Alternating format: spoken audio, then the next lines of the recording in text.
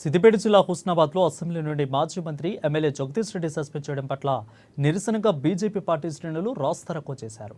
CM flexi దహనం చేసి ఆందోళన వ్యక్తం చేశారు. ఇక ప్రజా సమస్యలపై గొంతెత్తి మాట్లాడుతున్న మాజీ మంత్రి ఎమ్మెల్యే జగదీష్ రెడ్డిని కుట్రపూరితంగానే అధికార పార్టీ అసెంబ్లీ నుంచి బహిష్కరించిందని బీఆర్ఎస్ నాయకులు ఆరోపించారు.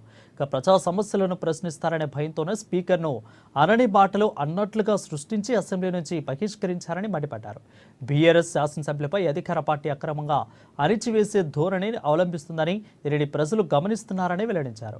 ముఖ్యమంత్రి నిర్ణయంతో జగదీష్ రెడ్డిని అసెంబ్లీ నుంచి బహిష్కరించారని, పరిపాలన చేతకాకై ఇలాంటి దుశ్చర్యలకు పాల్పడుతున్నారని ఆగ్రహం వ్యక్తం చేశారు. గత 2 రోజుల క్రితం శాసనసభలో ప్రజా సమస్యలపై గొంతెత్తి మాట్లాడుతున్న బీఆర్ఎస్ పార్టీ ఎమ్మెల్యే శాసనసభ్యులు జగదీష్ రెడ్డి గారిని ప్రభుత్వం కుట్రతో గొంతులకే ప్రయత్నంగా అక్రమంగా బహిష్కరించడం జరిగింది.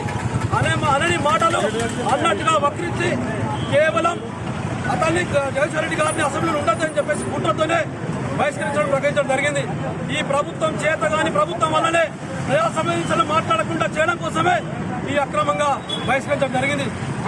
ముఖ్యమంత్రి గారి ఆదేశాల మేరకే బహిష్కరణకు గురైనట్టు స్పష్టంగా కనబడుతుంది.